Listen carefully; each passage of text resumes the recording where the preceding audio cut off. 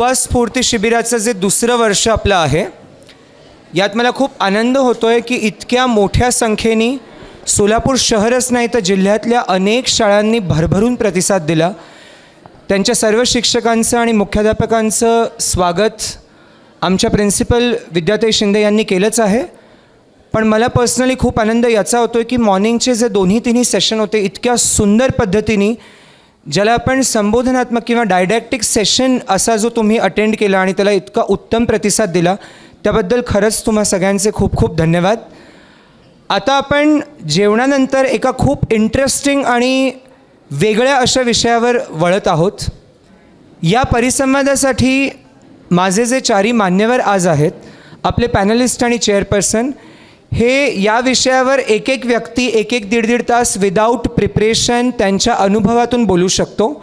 आणि मला खूप आनंद आहे की आपण चौघेही आलात आणि कुशलदादा आपल्या घरचेच आहेत. So on behalf of two of us and whole Suyash family आणि युवा स्फूर्ती शिबिराच्या आयोजकांकडून मी आपल्या सगळ्यांचे मनःपूर्वक स्वागत करतो. एकदा जोरदार टाळ्यांनी या सगळ्यांचं स्वागत.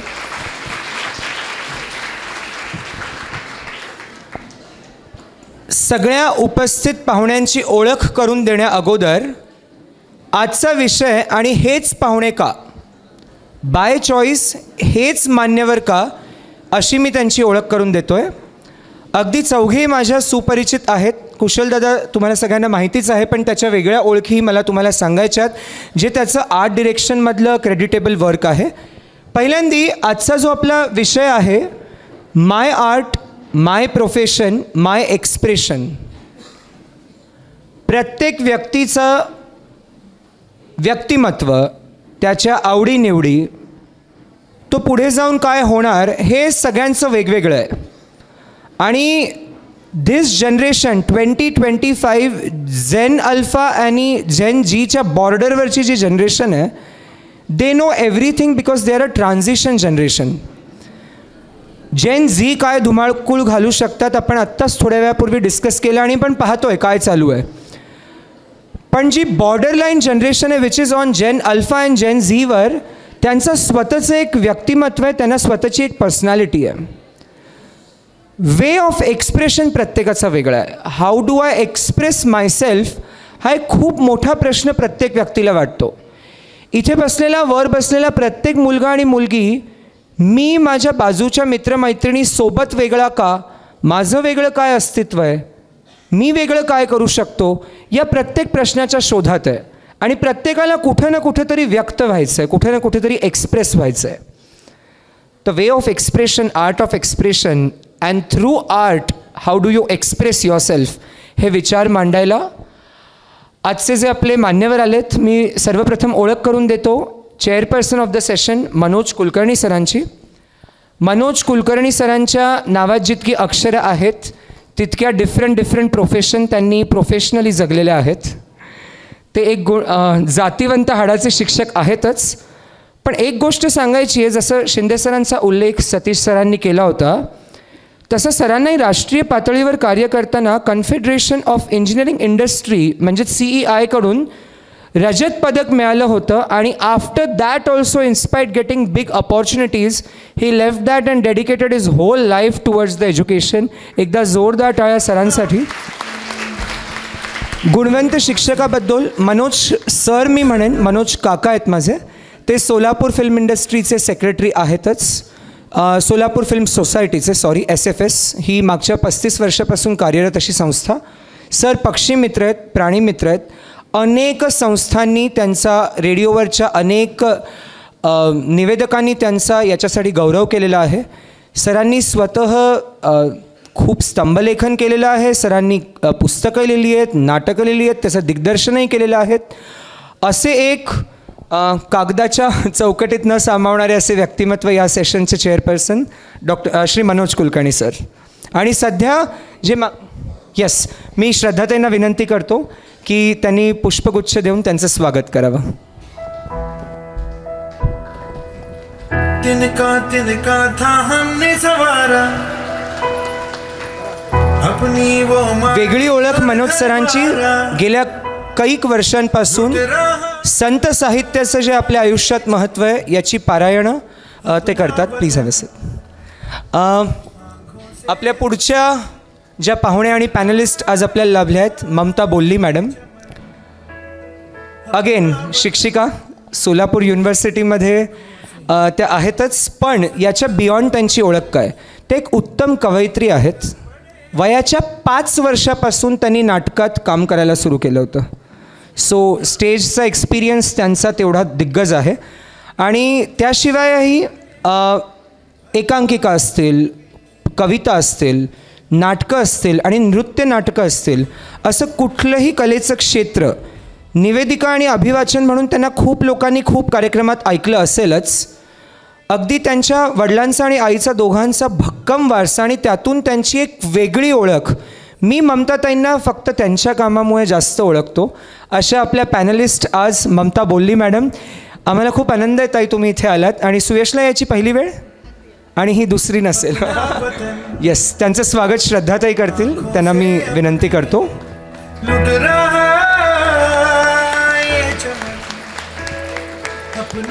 आपल्या पुढच्या पॅनलिस्ट श्रुती मोहोळकर, निर्मलाताई ठोकळ प्रशालेत सहशिक्षिका. शिक्षिका प्रोफेशन्स श्रुतीचं आत्ता आहे. मी श्रुती मॅडम म्हणणं टाळतो, कारण श्रुती माझी सहकलाकार आहे. तिच्यासोबत नाटकात कामं मी अगदी लहानपणापासून, तुमच्याहून लहान होतो तेव्हापासून करायचो. तिच्या नाटकाची मी फक्त लिस्ट इथून दाखवतो. फक्त नाटकात कामं नाही केली श्रुतीने. श्रुती नाटकं लिहिते, श्रुती एकांकिका लिहिते, त्याचं दिग्दर्शनही करते.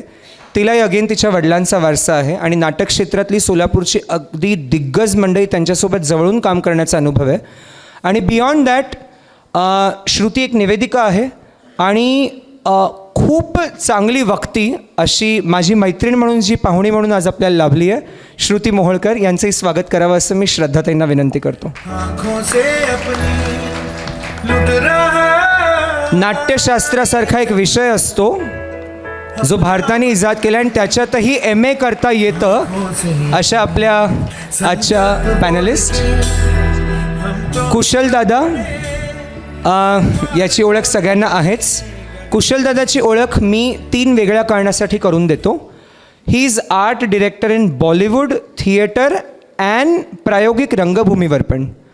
ब्रह्मास्त्र पिक्चर पाहिलं आहे आलिया भट रणबीरचा, त्याचं आर्ट डिरेक्शन डान्सेसचं यांनी केलं आहे. So not only that, freelancer web series आणि आत्ता सध्या 2 चांदनी रात आणि द हॉर्स नावाचे 2 खूप बिग बजेट, म्हणजे NMACCला वगैरे नीता मुकेश अंबानी कल्चरल सेंटर किंवा दिल्ली, कोलकाता अशा मोठमोठ्या जागी ज्यांचे प्रयोग होतात. आदित्य बिर्ला ग्रुप स्पॉन्सर्ड आणि क्रिएटेड सगळ्यात मोठे स्टेज आर्टिस्ट घेऊन त्यांचं पूर्ण स्टेजचं नेपथ्य आणि आर्ट डिरेक्शन कुशलदादा करतो आहे. आणि पितंगा कॅफे, जे आपल्या सुयश दादाच्या संकल्पनेतून आणि वृषालीताईच्या संकल्पनेतून जी वास्तू उभारली, स्पोर्ट्स कॉम्प्लेक्स जो आहे तिकडच्या पितंगा कॅफेत गेल्या 3 ते 4 महिन्यात सोलापूरचं पहिलं असं आर्ट कॅफे जिथे Sunday to Sunday with a different theme of a creator or a photographer or a painter आणि त्याची संकल्पना घेऊन कमीत कमी कायम हाऊसफुल असतो तो कॅफे या गोष्टींसाठी. ती संकल्पना सोलापुरात पहिल्यांदा रुजवण्याचा मान आय थिंक कुशलदादाला आणि आम्हाला त्याचा खूप स्वाभिमान आहे. सो असे आपले पॅनलिस्ट. मी ओळख थोडीशी लांब केली, पण आय थिंक तुम्हा सगळ्यांना हे माहीत असणं गरजेचं आहे की कोण लोक आपल्याशी युवा स्फूर्ती शिबिरात बोलायला आलेत. सो पहिला प्रश्न मी तिन्ही पॅनलिस्टसाठी येस, यांचा सत्कार श्रद्धाताईंनी करावा अशी मी विनंती करतो.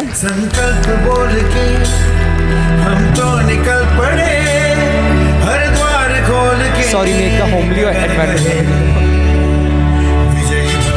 येस. सो मी तिन्ही पॅनलिस्टना एक क्वेश्चन ओपन करतो.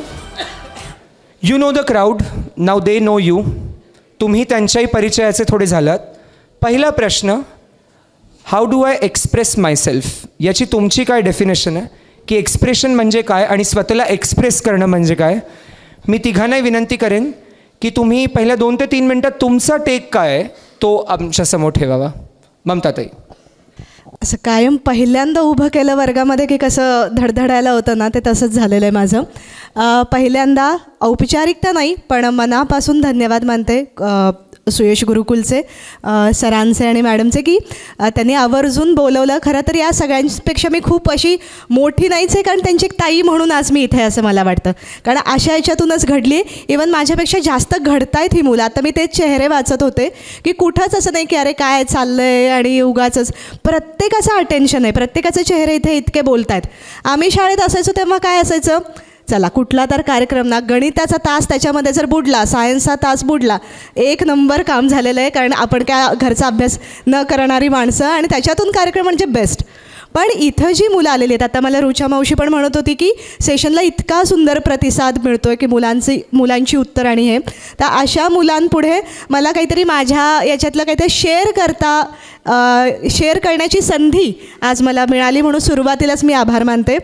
बोलणं खूप अवघड आहे, खूप मोठी माणसं आहेत. माझ्यापुढे वनमाला ताई आहेत की 5-7 वर्षाची असल्यापासून त्यांच्यासमोर घडली आहे. मनोज मामा आहेत आणि या सगळ्यांपुढे काही बोलणं हे मला वाटतं तुमचं जसं शिक्षकांपुढे उभं राहून होतं तसंच काहीसं आज माझं आहे. पण एक्सप्रेस होण्याबाबतीत जर निखिल तू म्हणशील ना, तर माझ्यासाठी एक्सप्रेस होणं खूप अवघड होतं आणि खूप अवघड वाटेतून मी स्वतःला व्यक्त करणं काय म्हणूयात ते जमवत आली आहे मी. कारण ज्यावेळेस मी शाळेत होते तेव्हा गणितात प्रचंड कच्ची, विज्ञान सायन्सशी आपला 36चा नाही 72चा आकडा अगदी, आणि अभ्यासच न आवडणारी अशी. याचं कारण पण असं असेल की 150 गणितं आम्हाला घरी अभ्यासाला. अरे मला एक गणित कळत नाही, मी 150 गणितं कशी करू घरी. आणि जे मला आवडतं आहे, मला भाषा आवडती आहे, मला त्याच्यातल्या कविता आवडतात, तर त्या गोष्टीला त्या काळी म्हणजे शाळेमध्ये असं महत्त्वच दिलं नाही. म्हणजे काय, नाटक करते म्हणजे काय, तुला गणित येत नाही, विज्ञान येते, मग काय अर्थ आहे. ही एक बाजू. आणि दुसऱ्या बाजूला असं की आपण आपलं रंगरूप, काळं सावळं रूप, एवढं बारकुडं, सगळ्या इतके छान छान टकाटक आजूबाजूला आपण असे, त्याच्यामुळे सतत एक न्यूनगंड मनात की कसं आपण कोणापुढे बोलायचं, कसं आपण काही करायचं. आणि या सगळ्यातून जर तू म्हणशील की वे ऑफ एक्सप्रेशन, जर अभिव्यक्त होणं, स्वतःला व्यक्त करण्यासाठी जर कोणी माझा हात घट्ट धरला असेल त्यावेळेस, तर तो माझ्या कलेने धरला आहे. ज्या काही कला माझ्यासोबत होत्या त्यांनी मला सांगितलं की काय बिंदास जा, काय आपण काळे तर काळे, सावळे तर सावळे, जसे आहोत, ढ तर ढ, पण जे काही आपण करू ना ते उत्तम करू, मनापासून करू, आणि त्यासाठी आपण पुढं जायचं आहे. मग भलेही आपले अशी कोणी कसं वागो. आणि मग त्या याच्यातून कथक मी जॉईन केलं. कथकमध्ये मला जाणवायला लागलं की अरे याच्यातली जी लय आहे त्याच्यातून मला बोलता येतं आहे, त्याच्यातून मी बोलती आहे, त्याच्यातून मी समोर येते आहे, व्यक्त होती आहे. त्याच्यापुढे नाटक करत राहिले मी, की छोटं मोठं जे असेल ते निवेदनं लिहित राहिले, निवेदनांचे कार्यक्रम करत राहिले. आणि या सगळ्यातून माझ्या लक्षात आलं की ज्या गोष्टीला मी खूप वेटेज दिलं होतं की अरे माझं दिसणं असं, मी याच्यामध्ये कच्ची आहे, मी त्याच्यामध्ये कच्ची आहे, ज्यावेळेस मी अभिव्यक्त व्हायला लागले, ज्यावेळेस मी संपर्क साधायला लागले, काहीतरी कला सादर करायला लागले, तेव्हा माझ्या लक्षात आलं की या सगळ्या गोष्टी खूप गौण आहेत.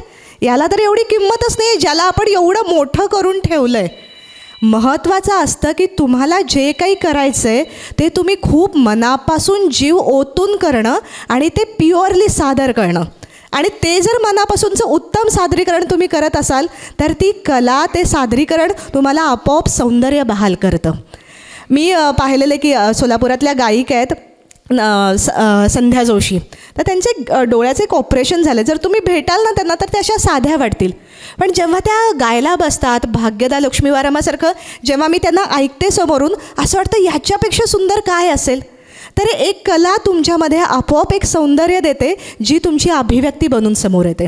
आणि माझ्या बाबतीत म्हणशील तर कायम माझा आत्मविश्वासच जो काही माझ्या अभिव्यक्तीचा आहे तो माझ्या कलेतून राहिलेला आहे. आणि म्हणूनच कलेची सोबत असणं हीच माझ्यासाठी अभिव्यक्ती असं मी म्हणेन.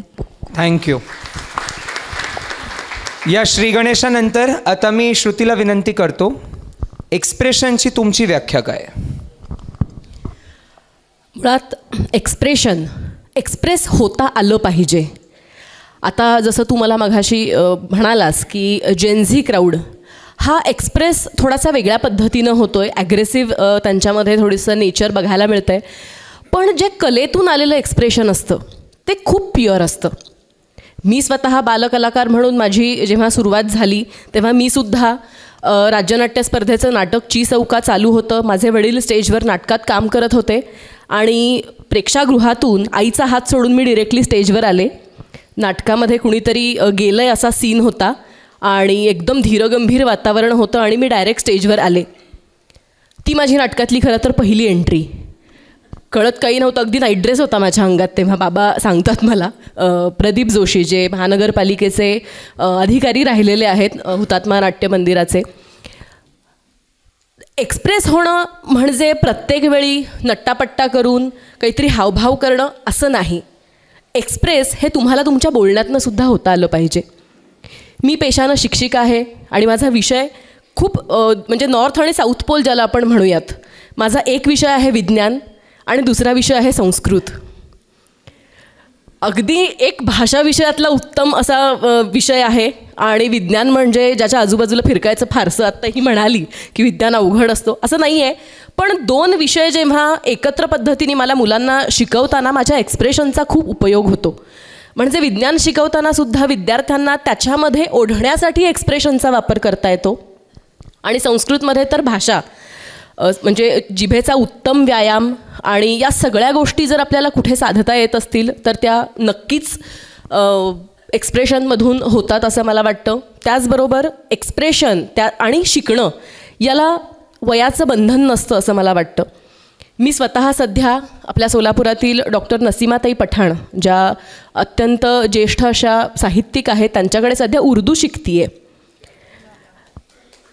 म्हणजे संस्कृत छान आहेच, पण असे अनेक ग्रंथ किंवा काही संदर्भ निवेदन करताना काही शब्द अडतात आणि त्याचा अर्थ जोपर्यंत तुम्हाला माहिती नसतो तोपर्यंत तुम्ही एक्सप्रेस नाही ना होऊ शकत. समोरच्या क्राऊडसमोर, समोरच्या प्रेक्षकांसमोर तुम्हाला एक्सप्रेस होण्यासाठी आधी तुम्हाला त्यात शिरलं पाहिजे. आणि माझ्या वडिलांना, तू बाबांना चांगलं ओळखतोस, ते स्वतः वेटरनरी डॉक्टर आहेत आणि प्राण्यांना काय कळतं असं आपल्याला वाटतं असं अजिबात नाही आहे. माझ्या वडिलांनी अनेक पेशंटना, त्यांची अगदी कुत्रं मांजर अगदी अशा जनावरांनासुद्धा त्यांच्या गाण्यानी, त्यांच्या एक्सप्रेशननी मी बोलताना बघितलं आहे. त्यामुळे एक्सप्रेशन काय करू शकतात हे मी वडिलांकडनं शिकले. आणि असं वाटतं मलासुद्धा की एक्सप्रेशन हे अत्यंत महत्त्वाचे आहेत. तुमच्या एक्सप्रेशनमधून फक्त तुम्ही स्वतःशी संवाद साधत नाही, समोरच्याशी अगदी डोळ्यातून सुद्धा संवाद साधता येतो. तर मला असं वाटतं की माझी कला, माझे एक्सप्रेशन्स हे असे आहेत. थँक्यू. मी कुशलदादांना विनंती करतो की एक्सप्रेशनची त्यांची परिभाषा आणि एक्सप्रेस कुठल्या वेगळ्या फील्ड्समधून पण करता येतं यावर त्यांनी त्यांचं मत मांडावं. चालू आहे का? नमस्कार, मी कुशल महंत. मी माझी ओळख करून दिली. एक छोटीशी ओळख बाकी होती आणि ह्या प्रश्नातनं मला ती सांगायला आवडेल. मी जे स्कूल ऑफ आर्टमधनं पेंटिंग केलं आहे आणि आमचा विषय आहे त्याच्यामध्ये आमच्या आर्ट हिस्ट्री जी शिकवली जाते त्याच्यामध्ये एक्सप्रेशनिझम शिकवलं जातं. तर एक्सप्रेशनिझम हे वेगवेगळ्या काळामध्ये वेगवेगळ्या कलाकारांनी त्यावेळच्या सामाजिक परिस्थितीला अनुसरून त्यांनी जी कला सादर केली ते त्यावेळेचं एक्सप्रेशनिझम होतं.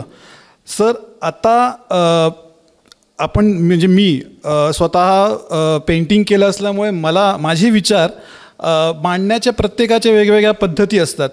कोणी चित्रातनं मांडतं, कोणी बोलून मांडतं, कोणी कवितेतनं मांडतं. काही मुलं फार बोलकी नसतात, त्यांना त्यांच्या मनातलं कधी कधी सांगायचंच नसतं किंवा सांगितलं तरी ते गुपित ठेवायचं असतं किंवा ते त्यांना नक्की कोणत्या माध्यमातनं मांडावं हे कळत नसतं. तर अशी मुलं कधीकधी चित्रातनं व्यक्त होतात. त्यांना त्यांच्या चित्राबद्दल विचारल्यानंतर ते इतकं काही बोलतात की आपलं असं वाटतच नाही की अरे हा मुलगा इतर वेळेस काहीच बोलत नाही, पण ह्याला जर का ह्या विषयाबद्दल विचारलं गेलं किंवा त्यांनी केलेल्या कलाकृतीबद्दल विचारलं गेलं तर तो किती बोलतो किंवा त्याच्या मनामध्ये किती असंख्य विचार असतात. खूप व्यक्ती मी बघितल्यात, त्यांना बोलकं करावं लागतं. त्यांना त्यांच्याशी बोलल्यानंतर कळतं की अरे हा किती साठवून बसलं त्याच्या मनामध्ये. आणि कला ही एक अशी एक साधन आहे कला की ज्याच्यातनं माणूस व्यक्त होऊ शकतो. आणि जितकं आपण स्वतःला एक्सप्लोअर करतो कलेतनं आणि त्याच्यातनं आपली जडणघडण होते. आता तुम्ही ज्या एजमध्ये आहात, तुम्ही तुमचं एक करिअर तुम्हाला शोधायचं आहे, तुम्हाला एक शाळेतले सगळे विषय आवडतातच असं नाही, त्यातला एक पर्टिक्युलर एखादा विषय आवडतो, त्याच्यातनं तुम्ही तुमचं करिअर निवडता. कलाकार बऱ्याचदा असं घरांमध्ये होतं किंवा सांगितलं जातं की आपण डॉक्टर इंजिनियर व्हायला पाहिजे, मग ज्याच्यामध्ये काही कलागुण असतात तो म्हणतो की अरे ही चित्रकला किंवा ह्या विषयाची जर का मी निवड केली तर माझं करिअर कसं घडेल. त्यांना एक किंवा पालकांनासुद्धा एक प्रश्न पडलेला असतो की माझा मुलगा चित्र काढतो पण उद्या जर का तो चित्रकार झाला तर त्याचं करिअर काय घडेल ह्याचा एक त्यांच्यासमोर एक मोठा प्रश्न पडलेला असतो. तर एक चित्रकार किती ग्रेट, किती उंचीला जाऊ शकतो हे आज आपल्या ह्या सेशनमधून तुम्हाला कळेलच. पण मी तुम्हाला सांगू इच्छितो की आजचा तो जमाना नाही राहिला आहे की फक्त आपल्या विद्यार्थ्यांनी किंवा आपल्या पाल्यांनी इंजिनियर डॉक्टरच व्हावं. ह्याच्या पलीकडे सुद्धा खूप करिअर ऑप्शन्स तुमच्यासमोर ओपन आहेत आणि आपण ते एक्सप्लोअर केले पाहिजे. तुमच्यात जर का कला असेल तर तुम्हाला ती मांडता आली पाहिजे, ती व्यक्त करता आली पाहिजे आणि तुम्हाला ते एक्सप्रेस करता आली पाहिजे. एवढंच मी सांगेन. थँक्यू. तिन्ही आर्टिस्ट 3 वेगळे मुद्दे बोलले.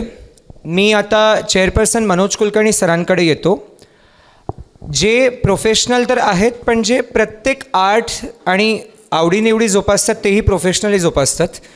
त्यामुळे it is very important. Sir मला तुमच्याकडून यावर तर टेक हवाच आहे, पण अजून एक की इथे आमचे खूप शिक्षकही, प्रत्येक शाळेसोबत शिक्षकही आलेले आहेत. सो जेव्हा कुठलाही मुलगा किंवा मुलगी जो त्यांच्यासोबत 7 ते 8 तास घालवतो आणि तो जेव्हा व्यक्त व्हायचा प्रयत्न करतो त्याच्या हावभावातून, त्याच्या बोलण्यातून, त्याच्या कलेतून किंवा त्याच्या लिखाणातून, तर त्यात टीचर्सचाही काय रोल असतो, एक शिक्षक म्हणून तुमचा याच्यावर काय टेक आहे आणि एक्सप्रेशनची गरज झेन अल्फा मुलांना किंवा झेन झी मुलांना का आहे?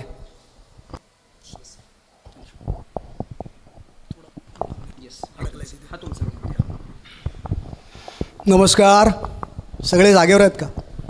जरा ताट बसा बरं, खणखणीत ताट बसा. आपल्या पाठीला कणा आहे आणि आपला कणा ताठ राहायला पाहिजे असं ज्याला वाटतं तो काहीतरी करू शकतो. ममताचं बोलणं ऐकलं. कच्ची मुलगी आहे म्हणाली. दिसते कच्ची, फार पक्की आहे. श्रुतीताई म्हणाल्या कला आणि संस्कृत आणि विज्ञान इथं मी डिफर करतो आणि आज इंजिनियर्स डे आहे आणि मी इंजिनियर आहे आणि तोही असा तसा नाही, स्वार्थी इंजिनियर आहे, पक्का इंजिनियर आहे, कारण मी नॅशनल लेवलला डिझाईन केला आहे. हिच्याकडून मी कच्चेपणा घेईन, मी त्याला पक्कं करेन. यांच्याकडून मी संस्कृत घेईन आणि संस्कृतात काय विज्ञान आहे ते सांगेन. आणि हा जो माझा एक कलावंत मित्र बसला आहे, जो JJला बसला आहे आणि JJला मी जाऊन आलो एक व्हॉट इज आर्ट. हळूहळू तुम्हाला सांगतो, ज्यावेळी मी शिकत होतो त्यावेळी माझ्या इतका शंकेखोर मुलगा वर्गात नव्हता. याचा काय उपयोग आहे? पाणी म्हणजे काय, त्याचा काय उपयोग आहे? आम्ही पाण्यापासून जर सुरुवात करत नसू क्वेश्चनिंगला तर तुम्ही आज इथं बसलाच नसता. A engineer who applies the thoughts for the life. Applied mechanics शिकतो मी, अप्लाइड मॅथमॅटिक्स शिकतो मी, अप्लाइड केमिस्ट्री शिकतो मी, अप्लाइड शिकतो मी. स्वार्थी मनुष्य आहे. हिच्या फक्त बोलण्याचा उपयोग नाही आहे मला, माझा धंदा वाढवायचा आहे. तिच्याकडून मी कम्युनिकेशन स्किल घेईन कारण तिची भाषा चांगली आहे. यांच्याकडे सायन्स आहे, ते सायन्स मी घेईन, एक भाषा घेईन आणि या बाबाकडून एक्सप्रेशन हा म्हणाला तेव्हा एक्सप्रेशनमध्ये, कलेमध्ये आमच्याकडे भारतामध्ये दलाल नावाचे एक चित्रकार होते, शीद फडणीस नावाचे व्यंगचित्रकार होते आणि मला ज्या चित्रांनी घडवलं त्यातला पहिला होता वॅन गॉग आणि पाब्लो पिकासो. या 2 चित्रकारांनी महायुद्धामध्ये जो क्रूर हिटलर होता त्याला रडवलं चित्रांनी. Can you imagine? काय चित्र काढलं होतं माहिती आहे का? गुर्निगा नावाचं एक पेंटिंग होतं. बघा, सगळे व्यक्त होत आहेत. हे सगळे व्यक्त होत आहे, सगळ्यांना मी एकत्र आणतोय माझ्या पिक्चरमध्ये, कारण मी पिक्चर करायला शिकलो. मला भाषा आली पाहिजे, मला नृत्य आलं पाहिजे, मला संस्कृत आलं पाहिजे, मला ते कळलं पाहिजे. आणि या बाबासारखा एक जर डान्सर आणि JJचा चित्रकार माझ्यावर असेल तर या सगळ्या कला एकत्र मिळून जी कला होणार आहे त्या कलेचं नाव आहे चित्रपट. आणि ते मी गेली 33 वर्ष करतो आहे. सो मला हे एक येतं, मला ते येत नाही असं नाही. मी आता पायथॉन शिकतो आहे, मी आता AI शिकतो आहे. आत्ता मी परवा रिटायर झालो, वयाच्या 60ला मी आलो. संतूर पप्पा म्हणतात लोक मला. अरे काय संबंध, एज इज अ नंबर. अजूनही 24 किलोमीटरची मॅरेथॉन पळतो मी. किती? अशी तशी नाही. सातारा इंटरनॅशनल हिल मॅरेथॉन 3 वेळा पळून आलो. दमच लागत नाही हो, काय करायचं. तुम्हाला दम लागत असेल तर तुम्ही कुठंतरी कमी आहात. लक्षात येत आहे का? जर तुम्हाला कला पाहिजे तर तुमच्या हातामध्ये जे काय आहे त्याच्यातलं चांगलं द्या. जेव्हा तुमचं मन आणि मनगट मजबूत असतं ना, तेव्हा त्याच्या एक्सप्रेशनला अर्थ आहे, नाहीतर काही अर्थ नाही आहे. Hope you agree. तुम्ही जर समर्थ असाल तर एक्सप्रेस व्हा, नाहीतर तोपर्यंत समर्थ होण्याचा प्रयत्न करा. स्वतःला डेव्हलप करा, स्वतःशी मैत्री करा. इन्स्टा नको, फेसबुक नको, व्हॉट्सअप नको, AI नको. AI मी निर्माण केला आहे. परवा आनंदाला AI हरवू शकत नाही. तुमचा जो एक्सप्रेशनचा जो वे आहे ना, तो कलेक्टिव्ह असला पाहिजे. आज मला एक गोष्ट दाखवा की जी स्वतंत्र आहे.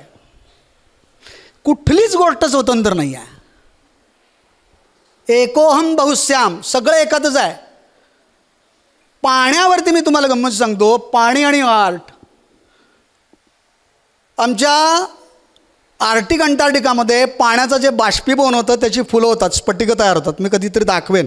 आत्ता माझे गुरुजी बसले तिथं, शिंदे सर, नाना आमचे आवडते, ज्यांच्यामुळं आम्ही हे असं सगळं इन्स्पिरेशन म्हणून घेत गेलो. म्हणून मी इथं येऊन गेलो आहे पूर्वी. सुयशमध्ये आलं की मला जरा माझ्या माहेरी आल्यासारखं वाटतं. गंमत सांगतो तुम्हाला की तुम्ही मुलांनी आपल्या स्वतःला कुठेही कमी समजू नका आणि स्वतःला कमी न समजण्याची ज्याला कला येते की नाही, करून बघू काय होतं आहे. बघू. हां बरं, मग आज नाही आलं. हा तो मला गाढव म्हणाला. मला तो आज मला गाढव म्हणाला आहे ना. आज म्हणाला, उद्या मला शहाणं व्हायचं आहे. Right. This is in the bracket. मी आज गाढव आहे, या क्षणाला गाढव आहे, मी उद्या नसणार आहे, हे जोपर्यंत प्रत्येक व्यक्ती स्वतःला सांगत नाही तोपर्यंत तो कलावंत होऊ शकत नाही. म्हणून आता मगाशी माझी मार्तंड कुलकर्णी सरांनी माझ्या परिचयात हबप लिहिलं, त्याच्यावरती मी तुम्हाला 1-2 मिनटात सांगतो आणि मग पुढच्या विषयाकडे वळू आपण. गीता सगळ्यांना माहिती आहे, ज्ञानेश्वरी सगळ्यांना माहीत आहे. अर्जुनाचा मेंटॉर म्हणजे भगवान श्रीकृष्ण, जो तलवार सोडून खाली बसला आणि त्याला सांगतो की बाबा रे आता तुला युद्ध करायचं आहे. अर्जुनासारखा विद्यार्थी पाहिजे जो प्रामाणिक आहे, आणि श्रीकृष्णासारखा संयमशील शिक्षक पाहिजे. कारण विद्यार्थ्याला जो समजावून घेऊ शकतो तोच शिक्षक होतो, नाहीतर त्यानं शिक्षक होऊ नये, एक पिढी बाद करू नये. माझ्यासमोर जे शिक्षक बसलेले आहेत, आमच्या किणीकरबाई आहेत, नाना आहेत. माझ्या खापरपणजोबांपासून माझ्या घरात शिक्षकी परंपरा आहे. आय वॉज अ मेडलिस्ट, म्हणजे JRDच्याकडून आम्ही ज्यावेळी मेडल घेतलं, सिल्वर मेडल, राष्ट्रात मी दुसरा आलो इंजिनिअरिंगमध्ये, त्यावेळी मी ठरवलं की मला एका कंपनीचा नोकर म्हणून मरायचं नाही आहे, तर मी ज्या घराण्यात जन्माला आलो, ज्या राष्ट्रात जन्माला आलो, त्याचं मला देणं फेडायचं. तर एक मनोज कुलकर्णी चालणार नाहीत, एक केशव शिंदे चालणार नाहीत, एक किणीकरबाई चालणार नाही आहेत, एक आमचा हा मित्र चालणार, ह्याचे एक नाही, असे हजारो लोक आले पाहिजेत.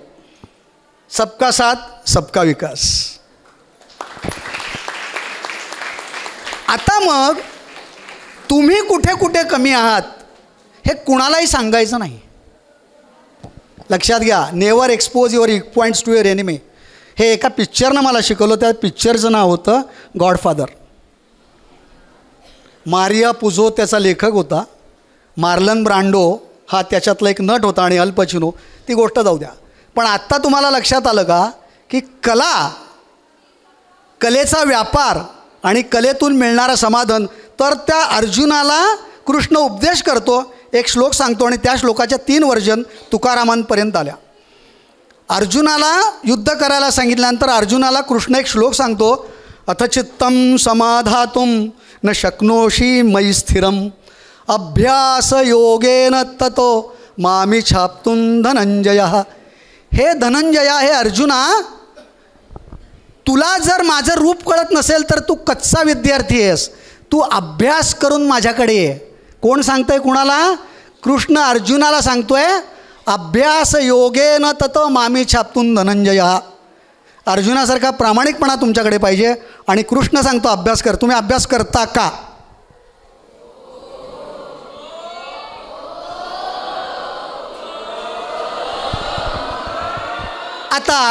आता हे जे ओरड नाही की नाही, हे मी बॅकग्राऊंड म्युझिकला वापरतो. लक्षात आलं का? मी तुमच्याकडून काय घेतलं? हा आवाज रेकॉर्ड केला. आमचा असलमबाई बसला आहे. असलम हा एक चांगले क्षण टिपणारा कॅमेरामन आहे. तुम्हाला गमत सांगतो, मी अधिक बोलत नाही आहे. थोडंसं जरा कसं असतं, before stretching iron you have to heat it. आणि गरम लोखंडाला ठोकणारा हातोडा थंड लागतो, असं मला सरदार वल्लभभाई पटेलांनी फार पूर्वी शिकवून ठेवलेलं आहे. त्यामुळं विद्यार्थी मित्रांनो, तुम्ही अगोदर अभ्यासाला लागा आणि अभ्यासाचे डॉट कनेक्ट करा. एक विषय आम्ही शिकलो, ऑर्गॅनिक केमिस्ट्री, इनऑर्गॅनिक केमिस्ट्री, पुढं आलं बायोकेमिस्ट्री आलं, आता इंडस्ट्रियल केमिस्ट्री आलं. केमिस्ट्रीचं की पाणीच आहे, दूधच आहे, पण सगळे लोक दुधाचा चहा करतात. मी चहा करतच नाही. मी त्या दुधाला नासवत नाही, विरजण घालतो, मग लोणी मिळतं. Are you getting me? दूध नासलं तर त्याचं लोणी तूप होतं का? बायोकेमिस्ट्री आहे, केमिस्ट्री आहे. म्हणजे त्याला विरजण लावता आलं पाहिजे.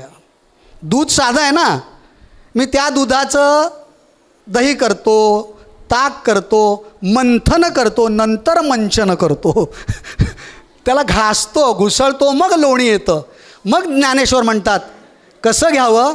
मंथुनिया नवनीता तैसे घे अनंता. विश्वास कुणावरही ठेवू नका, माझ्यावरही ठेवू नका. घुसळा, घुसळा, विचार मंथन करा. मग ज्ञानेश्वरांनी मला शिकवलं, मंथुनिया नवनीता तैसे घे अनंता, वाया अव्यर्थ कथा सांडी मार्ग. कुणाचं ऐकायचं नाही. जे मी अनुभवतो ते माझं सत्य आहे. ते पडद्यावरचं सत्य वेगळं आहे, माझं सत्य वेगळं आहे, अमेरिकेचं सत्य वेगळं आहे. ते टेरिफ लावेल पण आम्हाला काही फरक पडला नाही. ट्रम्प माफी मागत येतोय, हे आमची आत्मनिर्भरता आहे. Are you getting me? Atmanirbhar Bharat, त्याच्या जोरावरती आज आम्ही त्या ट्रम्पला झुकवतोय. आणि याचा स्टडी स्पर्धा परीक्षांना 22 वर्ष शिकवले मी. MPSC UPSCला मॅथ्स आणि सायन्सचं शिकवत होतो. So I know logic. मी गणित आणि शास्त्रच शिकवलं. तू माझ्याकडे नव्हती म्हणून कच्ची राहिली जरा. तुम्हाला गणित आलंच पाहिजे, तुम्हाला शास्त्र आलंच पाहिजे, तुम्हाला भाषा आलीच पाहिजे, तुम्हाला चित्रकार आलंच पाहिजे, तर आयुष्य घडतं. म्हणून ज्ञानेश्वरांनी परत सांगितलं, वाचे बर्वे कवित्व, कवयित्वी बर्वे रसिकत्व. तुम्ही रसिक असा. जोपर्यंत तुम्हाला जीवनाचा आनंद घेता येणार नाही या प्रत्येक गोष्टीत. मी इथं येताना बघितलं, फुलपाखरं उडत होती, बाजूला तिथं कमळं फुलली होती. त्या झाडाच्या प्रत्येक पानाचा रंग हिरवा आहे, पण हिरवे पण वेगळा आहे. बघताय का तिथं ऊन पडलेला हिरवा रंग वेगळा आहे, त्या पॉन्डमधला हिरवा रंग वेगळा आहे, त्याच्या अंगावरचा हिरवा रंग वेगळा आहे, ह्याच्यातला पिवळा रंग वेगळा आहे. माझ्याकडं तर गॅलेक्सीचाच रंग आहे. मला तुम्हाला हे सांगायचं मित्रांनो की तुम्ही विचक्षण व्हा. तुम्हाला काय पाहिजे ते स्वतःला सांगा, त्याला विकसित करा. आपण विकसित होताना बाजूला दुःखाची निर्मिती होत नाही आहे ना, एवढं एक पथ्य पाळा. कारण परत ज्ञानेश्वर किती छान आहेत बघा का. मी MPSCला ज्ञानेश्वरांचं लॉजिक शिकवलं होतं, इंडक्टिव्ह हायपोथेसिस. दुधाचा चहापर्यंत झालं. मी अंगूर रबडी केली, खवा केला, पनीर केलं, आता गीर गाईचं दूध आलं. त्याच्यानंतर पाणी. तुम्हाला किती स्टेजेस माहीत आहेत पाण्याच्या? पाण्यामध्ये काय कला आहे सांगतो तुम्हाला, आणि मग मी माईक देतो जरा. तुम्हाला पाण्याचा एक जर स्वभाव माहीत असेल ना, तर पाण्याला जीवन का म्हणलं हे जर कळलं तर आज आपण जिवंत आहोत. तुम्हाला सॉलिड माहिती आहे, ज्याला तुम्ही आईस म्हणता. आईस हे ICE आईस नव्हे, कारण आईसचा उच्चार वेगळा आणि आईसचा उच्चार वेगळा. You know there are some types of pronunciation, you know, the British English accent and the Americans are totally different. I know that. So what is important for you, I should know before uttering a single word from my mouth. आता मधला शब्द मी गाळला, काय म्हणतात American म्हणून. तुम्हाला काय पाहिजे मला कळलं पाहिजे. पाण्याचं असंगत आचरण ज्याला कळलं की नाही त्याला AI ची भीती वाटत नाही. पाण्याचा गुणधर्म काय की ते थंड केल्यानंतर काय होतं, आकुंचन पावतं की नाही. मग आर्टिकला तर सगळं बर्फच पाहिजे की रे. काय शिरते का डोक्यामध्ये, सायन्स कुठं आहे, मी इंजिनियर आहे त्याच्यातला. त्या पाण्याचं जर असंगत आचरण नसतं तर आज गंगा वाहिलीच नसती, आर्टिकचं पॅसिफिक ॲमेझॉन वाहिल्याच नसत्या. त्यावरती जो -4 असेल -100पर्यंत तो वरचा बर्फ घट्ट असतो, त्याच्या खाली जीवन चालू असतं. That is because of anomalous behaviour of water. हे ज्याला सायन्स कळालं की नाही त्याला कला आली. व्हॅन गॉगचा आणि पिकासोचा एक चित्र सांगतो. महायुद्ध झालं आणि पिकासोने एक चित्र काढलं घराबाहेर. काय चित्र काढलं सांगतो तुमच्यासमोर मी आता. चित्र डोळे बंद करा किंवा उघडे ठेवा, फक्त कल्पनाशक्ती जागृत ठेवा. हां, एक चित्र आहे. खाली अशी नुसत्या काळ्या रेघांनी पांढरा कागद रंगवलेला आहे. खाली प्रेतं दाखवली आहेत, तुटलेली वाहनं दाखवलेली आहेत, वरून विमानातून एक बॉम्ब पडताना दाखवला आहे, बाजूला एक कंदील फुटलेला दाखवला आहे आणि एक माणसाचा देह दाखवला आहे आणि त्याच्यावरती जनावराचं डोकं दाखवलं आहे. काय सांगितलं मी तुम्हाला, माणसाचा देह आणि जनावराचं डोकं आणि तिथं दाताच्या जागी असे सुळे दाखवलेत, सुळे. त्यावरनं पिकासोला अटक झाली. हू ड्रॉ यू, हे कुणी, हू ड्रॉन दिस, हे कुणी केलं, तर तो म्हणाला this picture is drawn by mister Adolf Hitler. गेस्टापोने हे चित्र काढलं. म्हणलं मी फक्त ते एक्सप्रेशनमध्ये आणलं आहे. लक्षात येतं आहे का काही. चित्रामधून ती वेदना अशी प्रक्षेपित झाली. ही चांगलं नाच करते, तिच्या एका डोळ्यातून नवरस बाहेर पडतील, यांच्या आवाजातून नवरस बाहेर पडतील, यांच्या चित्रातून नवरस बाहेर पडतील आणि त्या सगळ्या नवरसांचं एकत्रीकरण करून त्या सगळ्या कलांचा मेल्टिंग पॉट घेऊन एक पिक्चर मला तयार करायचा असतो. लक्षात येते का.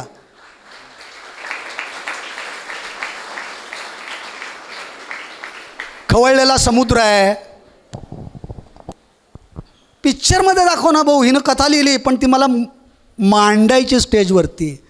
आणि त्याला म्हणायचं, ते मांडणं आहे ना त्याला म्हणायचं एक्सप्रेशन. आणि ते एक्सप्रेशन पडद्यावरनं, चित्रामधून, लिखाणामधून, कलेमधून तुमच्या हृदयाला जर साथ घालत असेल ना तर तो चित्रपट चालला, नाहीतर डब्यात गेला. आपल्याला पडद्यावर राहायचं का डब्यात जायचं हे तुम्ही ठरवा. असं एक्सप्रेशन तुम्ही द्या आणि बख्खळ पैसा मिळवा. फक्त तत्त्वज्ञान सांगणाऱ्या माणसांच्या नादी लागू नका. कोरडं तत्त्वज्ञान सांगणाऱ्या माणसांच्या अजिबात. कोण म्हणतं काय पैसा म्हणजे काय सगळं काय, तुला नको आहे का मला दे म्हणतो मी. पैसा पाहिजे, अर्थ करी समर्थ. कॅरेक्टर बिल्ड करत असताना आपण कुठंतरी वीक व्हायला नको आहे. ठीक आहे सर, प्लीज. जरा जास्त बोललो पण गरजेचं आहे. Okay. With due respect to chairperson, त्यांनी सांगितलं लोहा गरम करना पडता है. ठीक आहे. तूच आहेस तुझ्या जीवनाचा शिल्पकार. सद्गुरू वामनराव पै जे एकदमच संत ज्ञानेश्वरांच्या विचारसरणीचे सगळ्यात मोठे तत्त्वज्ञ होऊन गेले, सगळ्यात मोठ्यांपैकी एक. यांचा विचार एकंदरीत सरांनी मांडला. माझा पुढचा प्रश्न म्हणजे नाव discussion is open for all the points. Shruti madam यांना असं आहे, you teach exactly the same age group. या एज ग्रुपच्या मुलांना तुम्ही शिकवता. या एज ग्रुपचे एक्झॅक्ट प्रॉब्लेम्स आणि त्यांचे व्यक्त होण्याची स्टाईल, जसं तुम्ही बोललात की कधी अग्रेशन असतं, कधी काय असतं, कधी एक वेगळा विसंगत विचार असतो पण बिहाइंड द माइंड काहीतरी वेगळं चालू असतं. And you are a mother also. त्यामुळे घरी पालकांना 2 किंवा एकत्र कुटुंब असेल तर 4 किंवा 5 मुलं बघायची सवय असते. पण एखाद्या शिक्षिकेला जी एक्झॅक्ट या एज ग्रुपला शिकवते तिला वेगवेगळ्या मुलांना बघायची सवय असते. तर त्यांच्या एक्सप्रेशनच्या काही खूबी किंवा त्यांच्या एक्सप्रेशनमधून काही अनुभव आले आणि त्यांचं काय वे ऑफ एक्सप्रेशन आहे नेमकं की ज्याला बाकी टीचर्सनाही मदत होईल कळायला की याला आपण असं खतपाणी घालू शकतो किंवा असं प्रमोट करू शकतो. अगदी खरं आहे. विद्यार्थी दशेमध्ये असताना जेव्हा तुम्ही वेगवेगळे विषय आपल्याला अभ्यासाला असतात. मुलांच्या मनामध्ये प्रचंड भीती असते की कुणाला भाषा विषय अवघड जातो. म्हणजे आता इथे बऱ्याच शाळांचे विद्यार्थी आहेत, कुणी CBSEचे आहेत, कुणी स्टेट बोर्डचे आहेत, कुणी मराठी माध्यमाचे आहेत, कुणी सेमीचे आहेत. प्रत्येकाची आयडिओलॉजी वेगळी असते. जसं की सेमीच्या विद्यार्थ्यांमध्ये कुठेतरी भीती असते इंग्लिशची, त्यामुळे नकळतपणे कुठेतरी विज्ञान हा विषय अवघड होत जातो, म्हणजे असं मला बघायला मिळतं. त्यानंतर इंग्लिश मिडियमच्या विद्यार्थ्यांमध्ये किंवा CBSEच्या विद्यार्थ्यांमध्ये मराठीची भीती असते, कारण मराठी विषय आता अभिजात पण झालेला आहे आणि तो कंपल्सरी आपल्याला. त्यात आपण सोलापूरचे त्यामुळे सोलापूरची भाषा ही बहुभाषिक अशी आहे. पण दुर्दैव म्हणजे पेपर तपासताना किंवा संस्कृतचे एस्पेशली मला जाणवतं असं की लिखाणामध्ये जेव्हा संस्कृतचं मराठीमध्ये भाषांतर केलं जातं ते शास्त्रशुद्ध पद्धतीनं होत नाही. माझे काही विद्यार्थी ते बसलेत आणि मी त्यांना शिकवताना हे नेहमी सांगत असते, आपल्या बोलण्यामध्ये ना आम्ही आलाव, आम्ही गेलाव, अबे ते लई भारी होतं बे. आताच्या विद्यार्थ्यांना ना बोलीभाषा आणि अलंकारिक भाषा याच्यातला फरक कळत नाही आहे. ओके, हा मेन मुद्दा मला इथे जाणवतो. आणि शिक्षक जे आता सध्या माझ्यासमोर आहेत, आपण बोलताना बोलून जातो. म्हणजे आज हे विद्यार्थी माझ्याकडे जेव्हा शिकायला येतात आणि मी त्यांच्याशी शिकवताना जर अशी भाषा वापरत बोलत गेले तर ते तेच शिकणार आहेत. बोलीभाषा वेगळी, गंमत म्हणून तुम्ही एखादा विनोद करताय, काय ग कुठं गेलती, हे लिहिताना ना गेलतीच लिहितात, गेली होती लिहित नाहीत. ओके. त्यामुळे मला असं वाटतं की एक्सप्रेशन जे मघाशी तू म्हणालास की एक्सप्रेस होताना भाषा तर महत्त्वाची आहेच आहे, पण व्याकरण जे आता कुठेतरी लोप पावत चाललं आहे. फक्त व्याकरणाची पुस्तकं घेऊन व्याकरण शिकता येत नाही, त्यासाठी ते बोलण्यातनं आलं पाहिजे. अलंकारिक भाषा आणि last but not the list वर्तमानपत्र वाचन या मुद्द्याकडे मी प्रकर्षाने सारखं लक्ष वेधत असते की आजकालची मुलं, तुमच्यापैकी किती जण पेपर वाचतात, वर्तमानपत्र वाचतात? 50%. आणि त्याच्यामध्ये काय वाचता तुम्ही? हिरो हिरोईन्सचे अफेअर, स्पोर्ट्स. हां, नाही OTT प्लॅटफॉर्म बघणारी मुलं आहेत ना तुम्ही, त्यामुळे तुमच्यापैकी किती जण शब्दकोडी सोडवतात?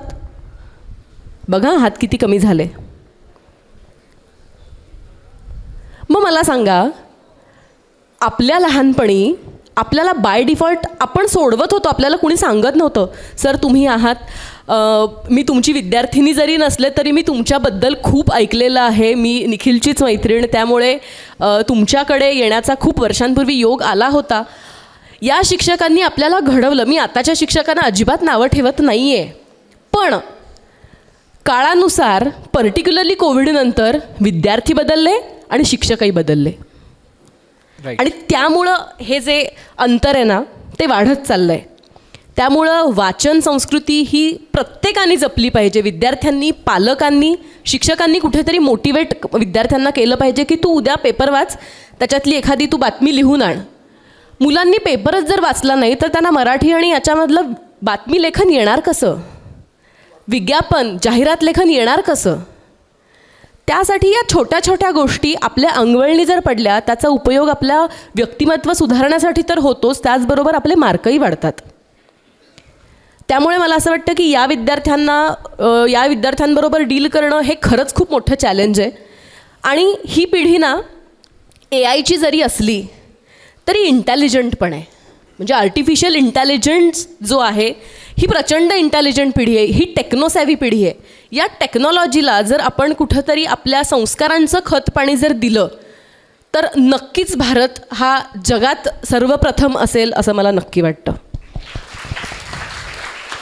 येस, डिफरंट आयडिओलॉजी, तीच गोष्ट व्यक्त होण्यासाठी ज्ञान हवं, ज्ञान होण्यासाठी व्याकरण हवं, आणि प्रत्येक गोष्टीची त्यांनी मस्त सांगड घालून खूप मुद्दे स्पर्श केले. बहुभाषिकत्वाचा मुद्दा आला आणि आपल्याकडे बहुभाषिक एक पॅनलिस्ट आहेतच ज्यांची स्वतःची मातृभाषा तेलुगू आहे. सोलापुरात कन्नड आणि तेलुगू या मराठीहून जास्त बोलल्या जाणाऱ्या भाषा आहेत. आपल्या सगळ्यांना बाय डिफॉल्ट मराठी येतेच. त्या स्वतः हिंदीत कविता लिहितात, हिंदीत निवेदन करतात, मराठी इंग्रजी दोन्ही त्यांना येतं. म्हणजे ज्यांच्या डे टू डे लाईफमध्ये 4 ते 5 भाषा अशाच आहेत. अशा बहुभाषिक असण्याचा एक्सप्रेशनशी काय कनेक्शन आहे? म्हणजे व्यक्त होण्यासाठी बहुभाषिकत्वाचं महत्त्व आहे का? आणि बहुभाषिक असल्यावर एक्सप्रेस व्हायला मदत होते का? थोडंसं करेक्शन करते. माझी मातृभाषा तेलुगू नाही, माझी पितृभाषा तेलुगू आहे. क्या बात आहे. पितृभाषा तेलुगू आहे, मातृभाषा कन्नड आहे. ज्या भाषेत मला आईवडिलांनी वाढवलं ती मराठी भाषा आहे. त्यानंतर ज्या भाषेत मला शिकावं वाटलं, ज्या भाषेचा अभ्यास करावा असा वाटला ती हिंदी आहे. BA आणि MA माझं सगळी नेट सेट PhD आता जी सगळी होती ते सगळे हिंदी भाषेत आहे. आणि इंग्रजी मी बापरे एवढ्या मोठ्यांसोबत बसल्यावरती कॉन्फिडन्स नाही माझा अजिबात, पण नक्कीच त्याचा बऱ्यापैकी अभ्यास आहे. बहुभाषिक असणं हे मला असं वाटतं की खूप बलस्थान आहे आपलं, आपली शक्ती आहे सोलापूरकरांची. कारण आपण स्वतःला रिस्ट्रिक्ट कुठंच ठेवत नाही, आपण सगळ्यात मिसळतो. मग अशी पाण्याचा उल्लेख झाला ना, पाणी कसं जाईल त्याचा आकार घेतं ना, तसे आपण आहोत कुठेही गेलं तर. याचं एक उत्तम उदाहरण म्हणजे मी BA फर्स्ट इयरला होते आणि नॅशनल इंटिग्रेशन कॅम्प होता बेंगलोरला. आणि भारतभरातून आम्ही काही जणं होतो की कॉलेजनी आम्हाला पाठवलं. आणि गेल्या दिवशी तिकडच्यांनी काय करावं त्या सरांनी, तर प्रत्येक स्टेटमधला एक जण असं घेऊन एक टीम. म्हणजे माझ्या टीममध्ये मी महाराष्ट्राची, मग एक कर्नाटकचा, एक आंध्रचा, एक केरळचा, एक पंजाबचा, एक काश्मीरची मुलगी, असे सगळे आम्ही. त्याच्यामध्ये उत्तर प्रदेशच्या सगळ्या लोकांशी मी हिंदीत बोलू शकत होते. केरळचे होते ते आपले जाम कट्टर बाबा, ते इंग्लिशच. आम्ही साधं दात घासायला वगैरे असं जरा सरका म्हणायचं असेल तरी आम्हाला ते इंग्लिशमध्ये बोलावं लागायचं, त्याच्यामुळे धडपडून इंग्लिश. बाकीचे जे साऊथ इंडियन होते तिथं मी कन्नड तेलुगू याच्यामध्ये आरामात मिक्स होत होते. त्यामुळे कुठल्याही टीममध्ये मी गेले ना, सगळ्यांना अरे ममता तो अपनी आहे, आपल्याच टीममध्ये. सगळ्यांना मी असं वाटायचं की अरे ही आपलीच आहे. आणि त्याच्यामुळे असं झालं की मैत्री करणं जे आहे ना, जे भाषिक बॅरियरमुळे जे फक्त आम्ही आमचं असं जे सगळे थांबले होते ते सगळे क्रॉस केले मी सगळ्या ग्रुपमध्ये सगळ्यांमध्ये असायची. आणि ते जे मग शिकणं आहे ना, प्रत्येकाची, आपला भारत सगळ्यांना माहिती आहे एका देशात अनेक देश राहिल्यासारखे आहेत, इकडची संस्कृती आणि जर सगळं पाहिलं तर. आणि कुठं मिळणार आहे तुम्हाला एवढी, ती काय पंजाबची अशी आमची पैलवानसोबत तिचं खानपान, तिची संस्कृती, ती काश्मीरची सुंदरी, इकडं आमचे केरळची पोरं केवढी वेगळी.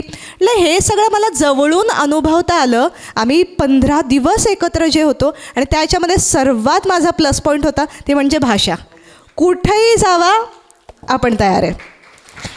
आणि मला वाटतं हाच प्लस पॉईंट मी आज माझ्या मुलांमध्ये पण पाहते की मला असं वाटतं श्रुती खूप लकी आहे की तिच्यापुढे खूप चांगले विद्यार्थी आहेत की या अँगलनी मी म्हणते की ज्यांच्यावरती ती संस्कार करू शकते, त्यांना घडवू शकते. मी कायम अशा मुलांना शिकवलं आहे की ज्यांची परिस्थिती खूप वेगळी आहे. निखिल, म्हणजे ज्यावेळेस मी दयानंदला जॉईन झाले शिक्षिका म्हणून, त्यावेळेस आर्ट्सची पोरं ना, 12वी झालेली. आर्ट्सला कोण येतं आत्तासुद्धा पोरांचं, म्हणजे तेव्हाही तेच होतं आताही तेच आहे, ज्यांना कमी टक्के पडतात, ज्यांना दुसरीकडं कुठे ॲडमिशन मिळत नाही, ती पोरं बिचारी आर्ट्सला येतात. आम्ही समदुःखी, मी त्याच्यातूनच घडले. मार्क चांगले होते हां, त्याचं समजू नका, आर्ट्स बाबतीत म्हणते. मला अगदी त्या काळात 75% म्हणजे आजच्या याच्यात मी इझिली 90-95 क्रॉस करणारी मुलगी असेल, पण मी ठरवून आर्ट्सला आले होते. पण मला माहिती आहे आर्ट्सच्या पोरांचं दुखणं काय असतं किंवा काय. मग त्यामुळे त्यांना भाषा, बोलू कसं, काय करू कसं. मी काही महिन्यासाठी संगमेश्वर नाईट कॉलेजला शिकवायला होते बरं का. आणि त्यावेळेस काही मुलांनी वर्गात असेच बसायचे, अजून विषय ठरायचे होते काही ऑप्शनल आणि हे. मग वर्गात बसायला लागले, मग आमचा तास रंगायला लागला. कारण नाटकातलं वगैरे असल्यामुळे कसं आपण रंगवून सांगतो, त्या गोष्टी इन्व्हॉल्व होतात सगळी पोरं. मग त्या सगळ्यांनी हिंदी घेतला विषय. मॅडम तुमचाच विषय पाहिजे. मग ती पोरं सगळी नाईट कॉलेजचे विद्यार्थी आहे. आणि त्या दरम्यान झालं असं की नाना ICUमध्ये होते, सगळं घरी हॉस्पिटल सुरू झालं. मग दयानंद एकच जॉब ठीक म्हणून मी संगमेश्वर सोडलं. आणि एका मंदिराच्या बाहेर माझी गाडी पाहिली आणि त्या सगळी पोरं जाताना घोळका करून तिथं थांबली. गाडी इथे म्हणजे नक्की मॅडम मंदिरात आहेत, बाहेर येतील. आणि मग बाहेर आल्यावरती ती पोरं मला, काय मॅडम येताव का कसं करताव सांगा आता तुम्ही, तुमच्यासाठी हिंदी घेतलं आणि तुम्हीच गायब होताय होय. या भाषेत रोडवरती आमचं संभाषण, ही मजा आहे. त्याच्यातून त्यांचं घडणं आहे. मी एक नाटकाचं वर्कशॉप घेतलं होतं BD घरकुलच्या मुलांसाठी. जिथं त्या मुलांचं रात्रंदिवस विड्यावळणाऱ्या आईसोबत ते राहतात, तंबाखूचा वास घरादारात आहे, डबा न घेता ते येतात, 100 रुपयेसुद्धा कशासाठी फी भरू शकत नाहीत, अशी मुलं आहेत. त्यांची मानसिकता किती वेगळी आहे. त्यांना मी कुठेही, म्हणजे ज्या पोरांना मी शिकवलं तिथे मी कुठंच भाषेबाबतीत त्यांना अडून राहूच शकत नाही. त्यांना मी एवढाच क्रायटेरिया लावू शकते, अरे बोला, व्यक्त व्हा, कसेही बोला, वाकडे तिकडे शब्द काहीही बोला, पण बोला. कारण आज जर ही पोरं बोलली नाहीत तर ही बंद पडणार आहेत पुढे जाऊन, हे मला पक्कं माहिती आहे. त्यामुळे त्यांनी बोलत राहणं हे माझ्यासाठी खूप गरजेचं आहे. आणि जे मी प्रत्येक वेळी करत आले की हिंदीचा माझा वर्ग होता आणि त्या वर्गामध्ये बोलत नाहीत. हिंदीमध्ये बोलणं तर म्हणजे आपण बघू, चित्रपट बघू, गाणी भारी भारी म्हणू, पण बोलायला जर उभं केलं की नाही मॅडम मराठीत बोलताव की, अशा याच्यामध्ये. आणि त्यावेळेस ज्या कथा शिकवायची त्याच कथा मी त्यांच्याकडून घेतल्या की त्याच सांगा, त्याच बोला, जे शिकवलं आहे त्याच्यावरच डिस्कस करू, पण बोलते व्हा. एक गंमत म्हणून सांगते, एक पेपर मला तपासायला आला. हिंदी ज्या विद्यार्थ्यांचा असेल किंवा शिक्षक असतील त्यांना माहिती आहे, हिंदीमध्ये साक्षात्कारचा अर्थ काय माहिती आहे का? इंटरव्ह्यू, आपण इंटरव्ह्यू घेतो ना त्याला हिंदीमध्ये साक्षात्कार म्हणतात. तर एक प्रश्नपत्रिकेत प्रश्न होता, साक्षात्कार का अर्थ लिखिए और उसके विषय में समझाइए, असा काहीतरी एक छोटासा प्रश्न होता.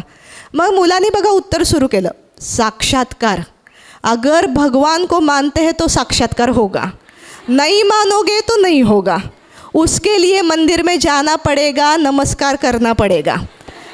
बघा साक्षात्कार कुठून सुरू झाला आहे. साक्षात्कार येता येता येता भारत में साक्षरता बहुत कम है, लोग लिखते पढ़तेच नहीं, जितना पढ़ेंगे उतना साक्षरता बढ़ेगी. म्हणजे मला असं झालं, अरे हिंदीचा साक्षात्कार कुठंच नाही, तो सोडून सगळे साक्षात्कार मला इथं घडत आहेत. हे जे आहे की भाषेला आपण अजून पोहोचणं साहित्याच्या दृष्टीनं ही अजून खूप पुढची फेज वाटते जेव्हा मी असा वर्ग पाहते. मग तिथं मला असं वाटतं की वे ऑफ एक्सप्रेस होणं, कसेही व्हा पण बोला आणि व्यक्त व्हा, हे तिथं खूप महत्त्वाचं ठरतं.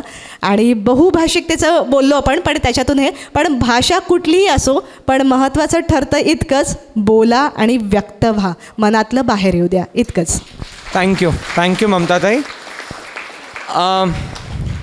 जसं प्रश्न आणि उत्तर होतं सविस्तर आमचं बहुभाषिकत्वाचं, पण एक्सप्रेस ती लोकही होतात ज्यांना बोलता येत नाही. 4 वर्षापूर्वी ज्यांनी सिनेमे पाहिले असतील, आपण थिएटरला जायचो, एक राष्ट्रगीत यायचं ज्या डेफ अँड डम मुलांचं राष्ट्रगीत व्हायचं. एक मुलगी येऊन झेंडा असा हलवायची आणि त्या राष्ट्रगीतेला शब्द नव्हते, पण त्या राष्ट्रगीतात असं होतं की मूकबधीर ज्यांना, स्पेशली एबल्ड किंवा डिफरंटली एबल्ड चिल्ड्रन ज्याला आपण म्हणतो, त्यांचं ते राष्ट्रगीत होतं. सो त्यांची व्यक्त होण्याची भाषा ही मूक लोकांची भाषा किंवा बधीर लोकांची भाषा, ज्याला आपण बोलीभाषेत म्हणतो, we call it specially abled, अशीच सुद्धा असते. अंध लोकांची भाषा असते, ज्यांना देवाने एक अंग नाही दिलं किंवा एक काहीतरी नाही दिलं तर त्यालासुद्धा व्यक्त करता येतं. सो व्यक्त होण्याच्या ज्या पठड्या आहेत त्याच्या बियॉन्ड जाऊन मी थोडं बोलतो. चित्रकारांबद्दल सर पण बोलले, बट कुशलदादाचं प्रोफेशन हे प्रोटोटाईप नाही आहे. जसं मी म्हणालो बाकी तिघं शिक्षण क्षेत्रात काम केलेले मान्यवर आहेत, पण कुशलदादाचं प्रोफेशन जे आहे, as he rightly said in first time, every time speaking is not important, आपलं काम पण बोलू शकतं. So I want to ask him, कारण हा फील्ड आणि हे क्षेत्र आमच्या सगळ्यांसाठी खूप नवीन आहे. Working in theatre, working in web series, working in Bollywood as a art director, तिथे स्वतःची ओळख आणि स्वतःच्या आर्टमुळं कसं एक्सप्रेशन करता आलं आणि कसं बाकी एक्सप्रेशन, एक ॲक्टर देतो त्याचे एक्सप्रेशन आपण पाहतो, एका अभिनेत्रीचे एक्सप्रेशन पाहतो. How did you manage to express yourself in that field which is so not common?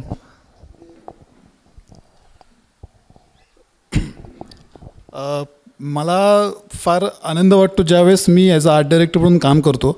कारण ज्यावेळेस मी कॉलेजमध्ये होतो त्यावेळेस मला असं विचारायचं की आमच्या मनातल्या गोष्टी मांडण्यासाठी योग्य ते साधनसुद्धा मिळणं खूप आवश्यक असतं. मी कॉलेजमध्ये पेंटिंगमध्ये मास्टर्स केलं. मी जरी पेंटिंग डिपार्टमेंटचा असलो तरी मी कॉलेजमध्ये इतर जितकेही डिपार्टमेंट्स होते, जसं की मेटल वर्क, सिरॅमिक, टेक्स्टाईल, ह्या सगळ्यांमध्ये प्रत्येक वर्गात जाऊन, जो माझा विषय नव्हता तरीसुद्धा तिथे जाऊन मी बऱ्याच गोष्टी शिकलो. आता सेट डिझाईन किंवा आर्ट डिरेक्शन हे माझ्या कॉलेजमधून शिकून किंवा तो आमचा विषयसुद्धा नव्हता. पण कला अशी एक गोष्ट आहे ना की त्याचा जो गाभा आहे तो तुम्ही कोणताही फॉर्ममधनं शिका, त्याच्यातला गाभा महत्त्वाचा आहे. मग ते मटेरियल किंवा टेक्निक ह्या सगळ्या गोष्टी नंतर येतात, पण तुमचा विचार हा सगळ्यात स्ट्रॉंग असला पाहिजे. तेच एक्झॅक्टली माझ्या करिअरमध्ये घडलं. मी कॉलेज पासआउट झाल्यानंतर मला पण स्ट्रगल करावं लागलं. मला पण अगदी फार अशी क्लिअर लाईन नव्हती. आर्टिस्ट किंवा आर्ट बॅकग्राऊंडच्या मुलांना असं तुम्ही पासआउट झाल्यानंतर उद्या तुम्हाला कोणीतरी हातामध्ये नोकरी घेऊन येणार अशातला भाग नसतो. तुम्हाला सतत काहीतरी नवीन शोधावं लागत असतं. तर मी आर्ट डिरेक्शनमध्ये गेलो, स्टेप बाय स्टेप असिस्टंट होतो, मग नंतर मी डिझायनर झालो, सेट डिझायनर झालो. ह्या सगळ्या प्रोसेसमध्ये ना मला उपयोग कसला पडला, कॉलेजमध्ये असताना स्वतःच्या विषयासोबतच इतर गोष्टीसुद्धा बघून घेणं, शिकून घेणं, समजून घेणं. त्याच्यामुळे आपण ह्या विद्यार्थी दशेमध्ये असताना सतत एक गोष्ट लक्षात ठेवायला हवी की फक्त पुस्तकी ज्ञान हे तितकंच महत्त्वाचं आहे जितकं इतर गोष्टी ज्या म्हणजे कॉलेजमध्ये आपण नाटक बसवतो किंवा अजून गोष्टी ॲक्टिव्हिटीज होतात, ह्या गोष्टींकडे सुद्धा तितकंच महत्त्व दिलं पाहिजे. ज्याचा मला फायदा झाला सेट डिझायनिंग करताना, मला ते सगळ्या गोष्टी इम्प्लिमेंट करायची संधी मिळाली. आणि आज मी जसं म्हणालं मगाशी की मला एक समाधान मिळालं की मी जे शिकलो आहे किंवा मला जे काय करायचं होतं ना, मला आज ते ह्या मार्गातून करता येतं आहे. आणि आर्ट डिरेक्शन ही अशी गोष्ट आहे ना, म्हणजे मी ती अशी इमॅजिन करतो की कलाकार सेटवरती येतो, त्याला एक स्क्रिप्ट येते, तो त्याचा फुल प्रिपेअर होतो, तो त्याच्या पद्धतीने ती स्टोरी लोकांसमोर मांडतो. मी म्हणतो की त्या स्क्रीनमध्ये किंवा त्या स्टेजवरती ज्यावेळेस माझी कला सादर होते किंवा माझा मी सेट दाखवतो, तो सेटसुद्धा त्या नाटकातलं किंवा त्या चित्रपटातली स्टोरी कशी पुढे घेऊन जाईल. म्हणजे माझे निर्जीव ज्या गोष्टी असतात त्या सेटवरती, त्यासुद्धा त्या स्टोरीला पुढे घेऊन जाणं ती बोलक्या होतात. त्या पद्धतीने त्या गोष्टींचा विचार केला जातो आणि त्या मांडल्या जातात. आणि आर्ट डिरेक्शनचा एक सगळ्यात महत्त्वाचा घटक हा आहे ना की तुम्ही एका पर्टिक्युलर विषयासाठी तुम्ही सेट डिझाईन करताय, तर तुमचा सेट किती बोलका आहे, एक आर्ट डिरेक्टर म्हणून मी त्याच्याकडे जास्तीत जास्त लक्ष देतो आणि एक समाधान मिळतं की आपलं काम जगासमोर मांडताना.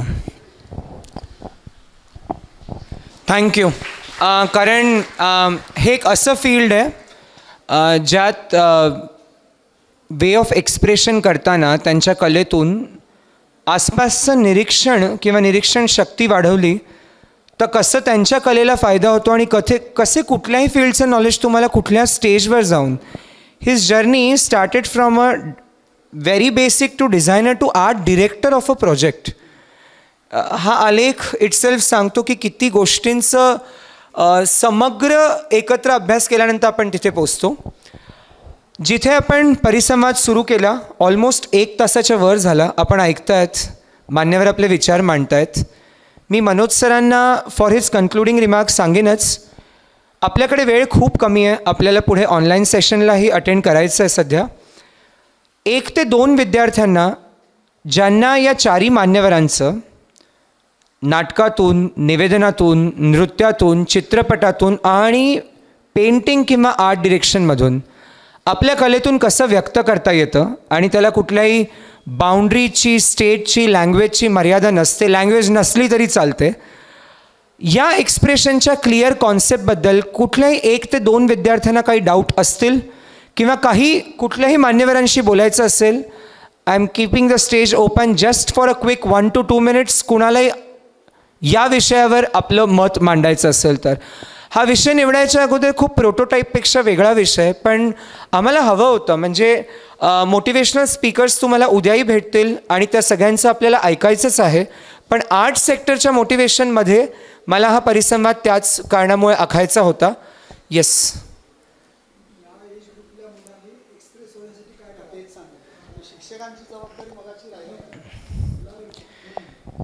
ओके.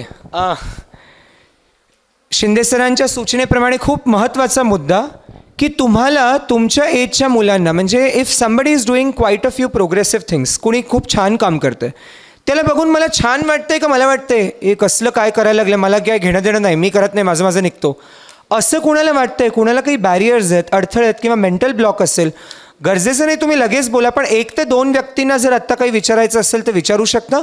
आणि खूप लोकांना तो ब्लॉक असेल तर नंतरही या पाहुण्यांना भेटून आपण बोलू शकतो. शिक्षकांनाही कुणाला जर व्यक्त व्हायचं असेल. हां, एक्सप्रेस करायचे अडथळे किंवा अडचणी काय आहेत? Yes, anyone. मला वाटलं हात कोणीतरी वर केला. Topic it self is heavy, त्यामुळे पटकन कोणी बोलणार नाही आय सपोज. येस, पेंटिंगमध्ये करिअर कसं घडवू शकतो? पेंटिंगमध्ये करिअर घडवणं हे सगळ्यात चॅलेंजिंग आहे. पण मी तुम्हाला सांगेन की आपल्याला तू पेंटिंगचं विचारतेस, तुम्हाला चित्रकला आवडते का? आवडते. तुम्हाला बघा पेंटिंगसाठी ना तुम्हाला एक डेडिकेशन द्यावं लागतं. मगाशी मी म्हटलं की कॉलेज ॲकॅडमिक्स संपल्यानंतर लगेच तुमच्यासमोर कोणीतरी पेंटिंग करण्यासाठी किंवा कोणता असा इझी वे नाही आहे इकडे. तुम्हाला एक एक्सपिरियन्स घ्यावा लागतो, इंडस्ट्रीमध्ये जाऊन थोडंसं काम करावं लागतं बाकी, आणि असं डोळे उघडे ठेवावे लागतात. 4ही दिशांनी तुमचं गोष्टी तुम्हाला घेता आल्या पाहिजेत. आणि चित्रकार म्हणून सर्वाईव्ह करणं म्हणजे तुम्हाला सतत डोळे उघडे ठेवून ऑब्झर्वेशन करून आणि त्याच्यातनं तुमची कला सादर करत राहणं, आणि मग एका फेजनंतर एका पिरियडनंतर तुम्हाला त्याच्यामध्ये तो सक्सेस मिळतो. पण असं इव्हिजिली तुम्ही आज मी मास्टर्स केलं आहे, मी पेंटिंगमध्ये मास्टर्स केलं आहे, पण मी स्वतः अजून पेंटर म्हणून म्हणत नाही. कारण त्याच्यासाठी जो काळ द्यावा लागतो, एक वेळ द्यावा लागतो ना, तो वेळ दिल्यानंतर माणूस चित्रकार होतो. आणि मी अजून चित्रकार नाही झालो. माझी डिग्री जरी सांगत असली तरी मी स्वतःला चित्रकार म्हणत नाही, कारण त्याच्यासाठी एक खूप वेळ द्यावा लागतो. सो तुम्ही चित्रकार व्हाल, पण तुम्ही योग्य मार्ग निवडून चित्रकार बनावत असं माझी इच्छा आहे. अजून कोणी?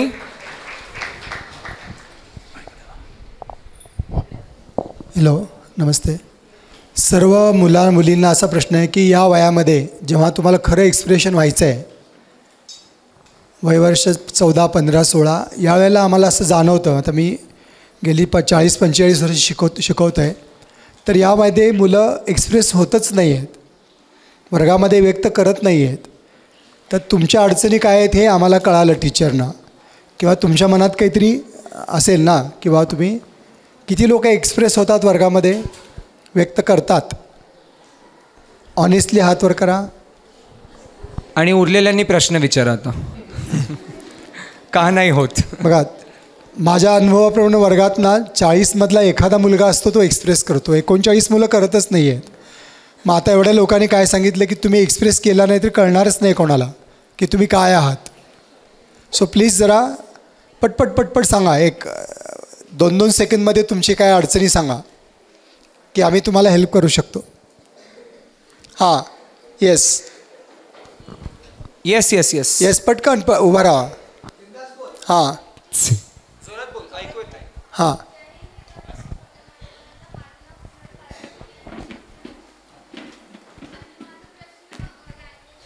प्रश्न. बरं, ठीक, बरं. माझं मराठी थोडं वीक आहे, मग अजून त्याच्यासाठी इम्प्रूव्ह करण्यासाठी अजून काय तर टिप्स या काय तर अजून कसं इम्प्रूव्ह करू शकतो आम्ही आमचं लँग्वेज?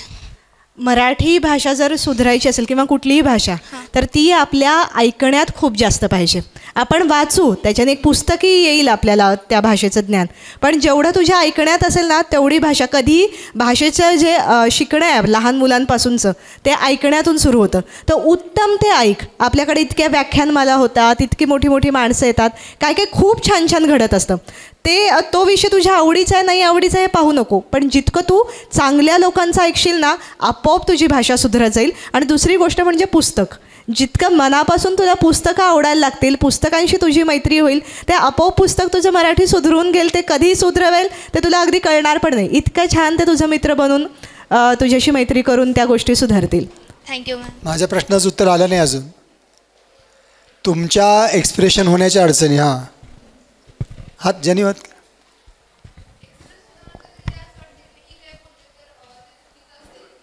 ओके, दुसरे काय बोलतील? हां, ठीक आहे. अजून नेक्स्ट अडचणी कळू द्या, म्हणजे त्यानंतर हे कन्क्लुजन करतील.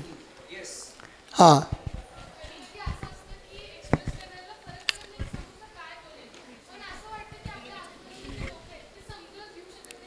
ओके ओके, ठीक आहे, गुड.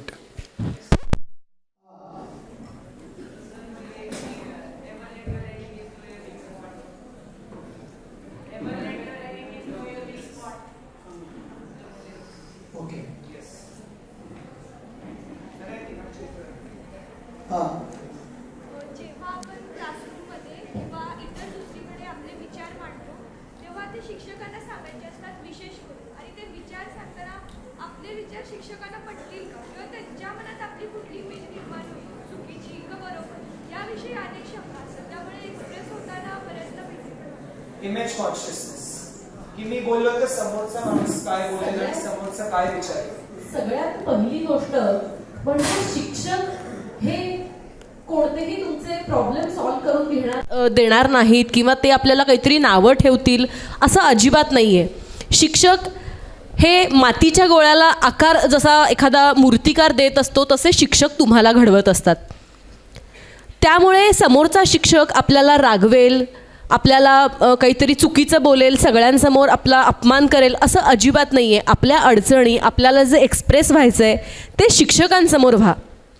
लहानपणी प्रत्येकजण म्हणजे अगदी मुलं थोडंसं कमी, पण मुली एस्पेशली असं बघायला मिळतं की आरशासमोर किंवा सगळेजण टीचर खेळतात. बरोबर आहे. लहानपणी जर कुठलं प्रोफेशन आपण सगळ्यात जवळून पहिलं प्रोफेशन पाहिलेलं असतं तर ते असतं टीचिंग प्रोफेशन, शिक्षक. लहानपणी सगळ्यांना शिक्षक व्हायचं असतं. कुणाकुणाला व्हायचं होतं सांगा?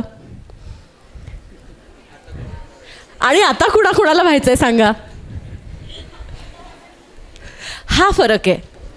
हे जे तुमच्या मनामध्ये होणारे बदल आहेत, तुमचे जे भाव बदलणार आहेत त्या प्रोफेशनला बघून, टीचिंग प्रोफेशन, शिक्षकी पेशा हा अत्यंत प्युअर असा पेशा आहे.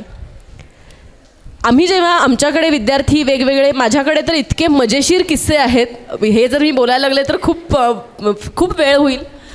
पण गमतीचा भाग सोडा, जेव्हा विद्यार्थी आपल्यासमोर येतो, विद्यार्थ्यांच्या अडचणी खूप असतात, विद्यार्थी वेगवेगळ्या बॅकग्राऊंडमधून आलेले असतात, कुणाचा कुठला प्लस पॉईंट असतो, कुणाचा कुठला वीक पॉईंट असतो. मी थोडंसं शिक्षकांना सांगेन, कुठेतरी शिक्षकसुद्धा 1% मी असं म्हणेल की याला रिस्पॉन्सिबल नक्कीच आहेत. आपण विद्यार्थ्यांना थोडासा जास्त वेळ दिला पाहिजे. आणि म्हणजे मी आता एखाद्या सिस्टीमला नावं ठेवती अशातला भाग नाही. टू बी फ्रँक, कुणीही अगदी पर्सनली लावून घेऊ नकात. आपल्या काळामध्ये मोबाईल नव्हते, शिक्षक मोबाईलवर जास्त वेळ घालवत नव्हते. त्यामुळे माझा असा आरोप आहे की ज्या शाळांमध्ये मोबाईल ॲक्सेसिबल असेल तिथं तो बंद झाला पाहिजे. यानं काय होईल, शिक्षक, मी म्हणत नाही की मोबाईलवर टाईमपास करतात, पण स्टील शिक्षकांनी मोबाईलवर जर द्यायचा वेळ असेल तो बंद केला तर विद्यार्थ्यांना अटेन्शन जास्त दिलं जाईल. आणि विद्यार्थ्यांच्या अडचणी सोडवून घेण्यासाठी जेव्हा तुम्ही मनापासून विद्यार्थ्यांना वेळ देणार आहात तेव्हा विद्यार्थी नक्की एक्सप्रेस व्हायला लागतील. आणि ते जे अंतर आहे शिक्षक आणि विद्यार्थ्यांमधलं ते हळूहळू कमी होत जाईल. या सगळ्या सेवा सदनच्या ज्या विद्यार्थिनी आहेत याही माझ्याच विद्यार्थिनी आहेत. मी आल्यावर त्या इतक्या छान एक्सप्रेस झाल्या, म्हणजे त्यांना असं झालं की वाव, टीचर आम्हाला किती दिवसांनी भेटल्या आणि किती छान. तर हे जे एक्सप्रेशन आहे ना, मला असं वाटतं की शिक्षक म्हणून हे शिक्षकांनी मिळवणं, एक्सप्रेशन, हे जास्त महत्त्वाचं आहे. आणि हे यांना वेळ दिल्यामुळे होणारे एक्सप्रेशन्स आहेत, हे विकत घेता येत नाहीत. हे मनापासून एक्सप्रेस झालेले आहेत आणि हे एक्सप्रेशन इथे सगळ्यांनी अनुभवलेले आहेत. त्यामुळे मला असं वाटतं की कुठेतरी तुम्ही जेव्हा आम्ही शिक्षकांना कसं विचारू, शिक्षक आम्हाला काय म्हणतील, असं नाही आहे. शिक्षकांना सांगण्याची सुद्धा एक विद्यार्थ्यांची पद्धत असते. आम्ही शिक्षकांशी बोलताना 1-2 मिनिटांचा विचार करायचो, बोलू की नको, आणि बोललो तर पोलाइटली विचारायचो. आताचे विद्यार्थी थोडेसे ॲग्रेसिव्हली विचारतात आणि कदाचित शिक्षकांना हा अपमान वाटू शकतो. त्यामुळे आपण सुद्धा विचारताना कसे विचारतो याचा विद्यार्थ्यांनी विचार करावा आणि शिक्षक तुमच्या अडचणी नक्की सोडवतील अशी खात्री आहे मला. मला फक्त एक याच्यावरती वाटतं की म्हणजे शिक्षक आहेतच इथं म्हणून की वेळ द्यावा हे अगदी बरोबर पॉईंट आहे, पण याचबरोबर शिक्षकांचा दृष्टिकोन विद्यार्थ्यांकडे पाहतानाचा तो खूप काय म्हणूयात असा खूप सरळ असला पाहिजे की म्हणजे जे मी अनुभवलं त्यावेळेस माझ्या शिक्षकांकडे कुठे होते मोबाईल, पण पाहताना असं की या विषयामध्ये हुशार असणं किंवा हे जमत असेल तर त्या विद्यार्थ्याला अटेंटिव्ह की हां तुझा काय प्रश्न आहे, अच्छा आपण आणि मग नाही तुझं काय गा काहीतरी उगीच प्रश्न विचारते. हा जो भेदभाव आहे ना हा कधी होता कामा नये. कदाचित ती जे विचारते त्यालासुद्धा महत्त्व आहे. तुमच्या दृष्टिकोनातून या प्रश्नाला महत्त्व नाही म्हणजे तो प्रश्न महत्त्वाचा नाही असं होत नाही ना. तिचं म्हणणं आहे, तिचं एक्सप्रेशन आहे, तेव्हा कुठेही तो कमी जास्तपणाचं लेखन आहे ते मात्र कधीच असू नये. आणि याच्यातून मी गेली आहे. सेमी इंग्लिश मी माझ्या मार्कांवर मिळवलेलं आणि मला एकदा येऊन आमच्या मॅडम म्हटल्या कशाला सेमी इंग्लिश या वर्गात आली ग, तू काय आर्ट्सच घेणार आहे ना पुढं, ते ब किंवा क मध्ये जा ना, उगी एक सीट घालवली तू. ह्याला काय अर्थ आहे ना, मी माझ्या मार्कांवर मिळवलं आहे, वशिलाने मिळवलं आहे का, तुम्हाला काही देऊन मिळवलं आहे का, तर त्याच्यामुळे तुम्ही एखाद्याचं हनन असं नाही करू शकत. त्याच्यामध्ये प्लस पॉईंट काय आहे, त्याच्यात जीव काय आहे किंवा तो जे विचारतोय त्या गोष्टीने त्याला वेटेज दिलं गेलं पाहिजे आणि त्याच्या मनातल्या प्रश्नांना त्या दर्जाने ते सोडवलं पाहिजे, ना की ते कमी जास्त करून कुठलाही भेदभाव करून. एवढंच फक्त. आता हे सगळे तरुण आहेत आणि त्यांच्यात वयानं आणि अनुभवानं मी थोडा मोठा आहे. काश्मीरपासून कन्याकुमारीपर्यंत, कच्छपासून कटकपर्यंत भारत फिरलो मी. ममताच्या अडचणी श्रुती मॅडमनी सांगितलेल्या आणि कुशलनं सांगितलेला. विद्यार्थी मित्रांनो, तुम्हाला एक गोष्ट आहे ना ती $1 मिलियन मी तुम्हाला देतो. समोर नाना बसलेत. तुमच्यातले मेडिटेशन किती करतात रोज? इमानदारीत हा शब्द फार महत्त्वाचा आहे. इमानदारीत मेडिटेशन किती जण करतात? ध्यान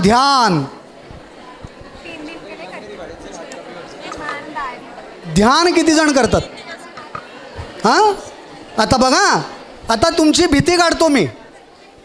तुम्हाला निर्भीड मी 3 मिनिटात करतो. 3 मिनिटात. प्रामाणिक असणं स्वतःशी प्रामाणिक असणं ही जगातली सगळ्यात मौल्यवान गोष्ट आहे. ज्या क्षणी तुम्ही निमित्त सांगता की नाही, जेव्हा तुम्ही एक्सक्यूज देता की नाही,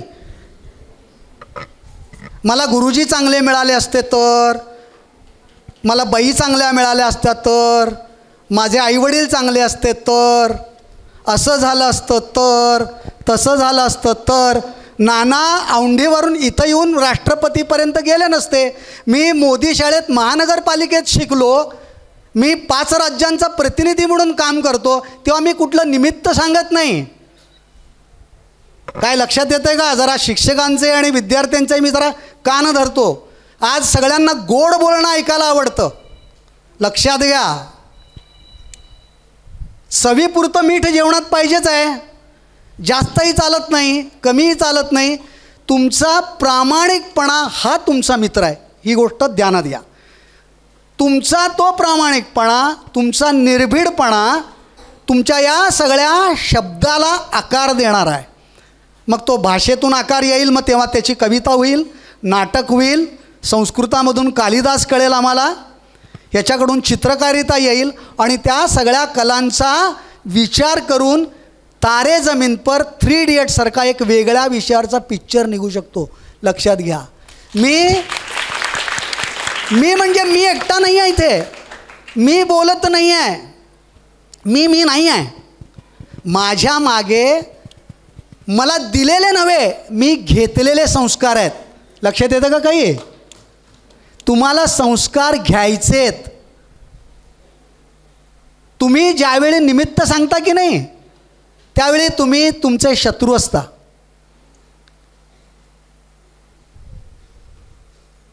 स्वतःचा मित्र व्हा. फेसबुकला किती लाईक आले, इन्स्टाला किती लाईक आले, व्हॉट्सअपवर किती जणांनी माझी पोस्ट बघितली, काही फरक पडत नाही. तुमचे मार्क, तुम्ही तुमचं आयुष्य स्वार्थी जगा. पैसा भरपूर कमवा, त्या पैशाचा राष्ट्र उभारणीसाठी, समाज शिक्षणासाठी वापर करा. पैसा भगवान नहीं है, लेकिन भगवान से कम नहीं है. तुमच्या खिशामध्ये, तुमच्या मनामध्ये, मनगटामध्ये जर मजबूती नसेल तर तुम्ही जगायला या जगामध्ये उपयुक्त नाही. You are not eligible. मराठीत अर्थ वेगळा होतो. लक्षात ठेवा, माझ्या या 37 वर्षाच्या अनुभवामध्ये मी अजूनही शिकतो आहे. जसा हा माझा मित्र म्हणाला कुशल की मी अजूनही शिकतो आहे. I am a learning teacher. तुमच्यातला मिस्टर इन्क्विजिट जो चौकस बुद्धीचा आहे तो माणूस कधीच मारू नका. आणि माझी शिक्षक बांधवांना माझ्या अनुभवातून आलेली विनंती आहे की त्या मुलांसमोर व्हिज्युअल्स द्या, त्यांना दृश्यात्मकता द्या, त्यांना ड्रॉइंग द्या. मला पाणी सगळ्या स्टेटमध्ये दिसलं पाहिजे. मला सोनं दिसत नाही, मला दागिना दिसला पाहिजे. मला माणूस नाही, मला कलावंत दिसला पाहिजे. आणि त्या सगळ्यामधलं एकत्रीकरण ज्या चित्रपटात असतं ना, ती कला मी शिकतो, समजून घेतो. आणि तो दिग्दर्शक महत्त्वाचा असतो. दिग म्हणजे दिशा आणि दर्शन घडवणारा तो दिग्दर्शक असतो. Your teacher is not a teacher, he is your director of your life. महान काही करण्यासाठी महान व्हायचं नाही, महान होण्यासाठी काहीतरी तुम्हाला करायचं आहे. महान होण्यासाठी तुम्हाला काहीतरी करायचं आहे. आणि मी तुमच्याकडे, मॅडम म्हणाला मातीचा गोळा वगैरे काही नाही, तुम्ही सगळी चालू मुलात व्यवस्थित चालू आहात. तुम्हाला काय घ्यायचं काय घ्यायचं नाही कळतं. कारण मी सायकॉलॉजी शिकलो, ज्यावेळी कॉग्निटिव्ह बिहेवियरल थेरपी शिकवत होतो, पेडागॉजी शिकत होतो, त्यावेळी चिल्ड्रन्स आर द बेस्ट मॅन्युप्युलेटर्स. लहान मुलं स्वतःला पाहिजे ती गोष्ट करून घेतात. लक्षात ठेवा, ते मूल बरोबर काही नाही मिळालं की रडतं. आणि ते खरं रडतं का खोटं रडतं हे सगळ्याला कळतं. तुम्ही करता की नाही तसं? Emotional blackmailing. हां, एक expression, fake expression, that is pseudo secularism. आमच्याकडे सायन्सला सुडो करंट होते ना, एडी करंट आणि सुडो इफेक्ट. विद्यार्थी मित्रांनो, तुम्हाला एकच मला तुमचा मोठा मित्र म्हणून, अनुभवी मित्र म्हणून विनंती करायची, तुमचा प्रामाणिकपणा, तुमचे कष्ट आणि तुमची जिद्द हेच त्रिसूत्री तुमच्या जीवनामध्ये पाहिजे. आज तुम्हाला इथं निखिल भैयांनी बोलवलं. सगळे आम्ही एका वयाचे आहोत, आमचा पेशा एक आहे.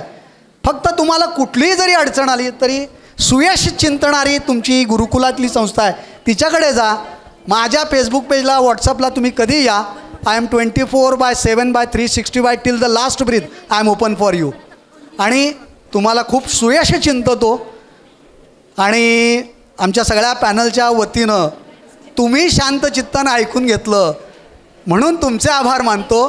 तुम्ही तुमच्यासाठी टाळ्या वाजवा आणि मग आम्ही कोऑर्डिनेटरकडे देतो. मला वाटतं एकांसाठी टाळ्या वाजल्या पाहिजेत, आमच्यासाठी झाल्यात, पण मला वाटतं डॉक्टर निखिल तोष्णीवाला यांच्यासाठी आपण टाळ्या वाजवूयात.